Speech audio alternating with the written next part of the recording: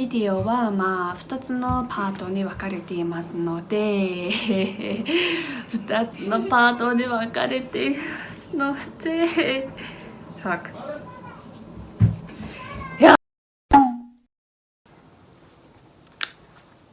はい、皆さんこんにちは、マーラロです。で、今日はですね、いつもとちょっと違う感じでこの動画を進行したいと思います。で、なぜならというと、今日は日本語が上手になるコツ、勉強方法をいくつか紹介したいと思いますので、ぜひ最後まで見てください。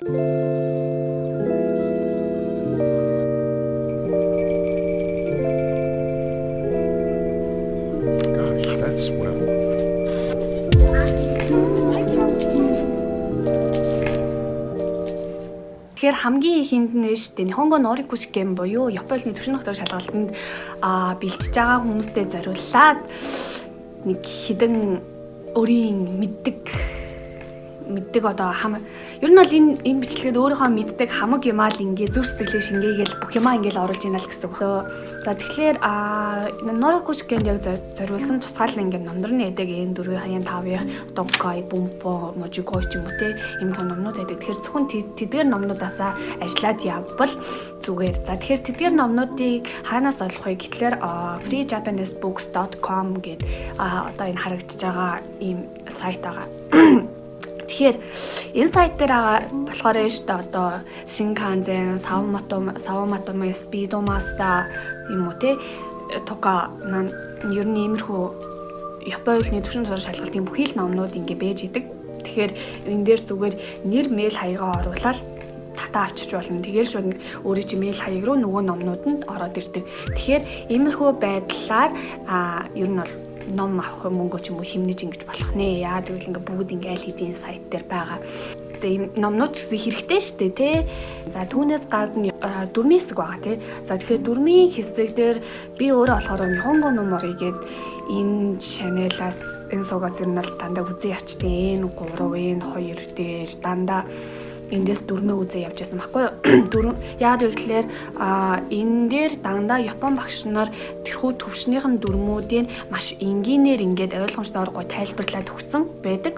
Тэгээд шууд өдөрт 1-2 бичлэг ингээд үзээл шууд бумпогоо ингээд бацтаал. Тэгэл тэнгүүтээ нөгөө Japanese Tests for You гэдэг бас нэг ийм сайт байгаа. Бас Tanos гэдэг энэ хоёр дээр болохоор янз бүрийн ингээд Норику Шикений баахан дасгалууд ээж идэг дөрмийн уншлагын тэгээ ханзны зүгээр шинэ котоба ч юм уу те иймэрхүү тестээр аягүй их байж идэг. Тэгэхээр эдгээрээс бас давхар ажилчдаг хаяа болохоор шууд одоо энэчнээс нөгөө сайтаас нь татаж авсан номоо шууд хэвлж авч гаргаад тэн дээрээ ингээл ажиллаа суучдаг. За тэгэхээр сонсголын болохоор чуука яримаас юуны чуука яруу юуны тэ жин за нэг цаг өдөр болгон бүтэн нэг цагийг яг чуукайдаа ингээд зарцуулаад тэрнийхээ сайхан дараа нь алдаа малдагийн засаад энэ дээр ингээ яагаад тэгсэн мэн ингээд дахин ингээ сонсоод өдөр болгон нэг чуукай бүтнээр нь ажиллаа явахгүй бол ер нь тасаагүй байвал жишг тестээр байнга шалгаж ивэл зүгээр тэр нь одоо байнга жишг тестээ ингээ ажиллаад ингээд одоо нэг ном ихнээс нь авах ингээд дуустал ингээ барьж аваад ингээ олон ном солиод авах хэрэггүй яг нэг ном ингээд нэг дөрмийн ном бариад авсан бол тэр номоо ингээ шууд дуустал нь ингээ ер нь явсан зүгээр гэж бодоод байгаа. Тэгэхээр ер нь бол Японы улсны төвшин хотоор шалгалтчаа айгүй бага хугацаанд хамгийн их юм хийн тэр хүн ингээл хожоод айгүй ингээл гайгүй он авчдаг. Шалгалтын өмнөх өдөр сайн унтаж амарна. Тэр ойлгомжтой. Тэгээ шалгалтын өдөр захан KitKat-ид Kittokatsuね Kittokatsu それでもチョコレート何でもいいからなんかいいうまいもの食べて試験当日にはでそれだけですねНорику Shiken以上でした. За одоо юу ч ярих болон сонсох чадвараа хэрхэн сайжруулж болох вэ гэдэг талаар ярилцъя л да. За тэгэхээр ярих чадварын хувьд ярих юм бол шүү дээ. Эхлээд ямарваа нэгэн шинэ үг гарч ирэх юм бол тэрийг ингээ бид нэр толь чигнээ сайдад ажшуугаасаа хайхтаа яг ингээ дуудлагатай ингээ хамт хэлсэн үү. Яагаад гэвэл жишээ авах юм бол хоёр аме гэж яг ижлэхэн hiragana дээр бичигддэг үг байлаа. Гэтэ ханз нь өөр утганд шал өөр хоёр үг хэлж л да. Хитори wa ame そして次は雨で、この2人の違いは雨というのは버라고요. Яг японоор ярьж байхдаа тэр үгийнхаа аль хэсгээр нь жоохон өргөлд оруулаад байна. Алийг ингээ жоохон хурдан хэлээд байна ч юм уу. Яг тиймэрхүү хэсгүүдээ айгүй сайн барьж авч хамтдан сайн тогтоож өгвөл зүгээр юм шиг санагдсан. Түүнээс гадна яг YouTube руу дэдэн штэ, яг YouTube дээр одоо бичлэгнүүд хийдэг. Татуwe ба Dogen сенсей,そしてHaruka Kuriyama先生とか。Haruka Kuriyamaさんは先生じゃなくて、ただライフスタイル感じの動画作ります。で、Dogenさんはもともと日本語教師やってて。そんな方です。で、本当におすすめしますので、道元先生本当に面白いからね。で、そしてアニメとかドラマ、そして音楽、歌とか、よく聞いたりすればいいと思います。テレビショーもよくありますね。日本人の知らない日本語、ドラマみたいに恋がしたいとかね。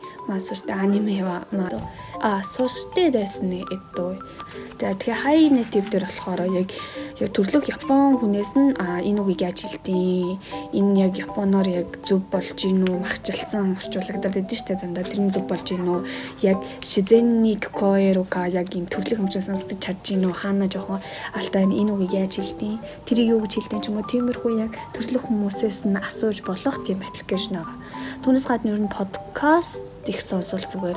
Яг миний зүгээс яг санал болгох подкаст гэм бол Hikibiki, Japanese Pod 101, SBS Japanese Podcast гэж энэ гурван Hikibiki дээр болохоор яг нэг эрэгтэй эмэгтэй хоёр янз бүрийн сэдвүүдийн талаар яг өдөр тутмын ингээ хүмүүс Японы хоорондоо хэр ярилцдаг, яг тэрэн шиг ингээр ярилцсан байгаа юм л да. Харин Japanese Pod 101 はяг цэвэр Япон хэл сурж байгаа хүмүүс зориулсан болохоор одоо подкаст аль гэж бодоход тэрнээр ямар сэдвийн талаар яриад байна, яг юу ярьсан скрипт нь ингээд хамт байж ах ч юм уу те, яг тиймэрхүү байдлаар явдаг. Тэгэхээр бүгдийнх нь линкийг яг энэ доор ингээд хадаад оруулж болохоор тэнцэнээс олоо хараарай. SBS Japanese болохоор янз бүрийн төрөл бүрийн тийм мэдээнүүд ингээд ярьдаг. Түүнээс гадна 自分が日本語で話してそれをレコードするには結構効率が上がると思いますけど、どうしてといえば、自分の声を聞いたら、どこの辺間違っているのか、それはよく気づきますよね。気づいてくれるから。で、そしてできるだけ日本人と話すことで、そのためには今はオンラインチャットとかに入ることができますし、これなどです。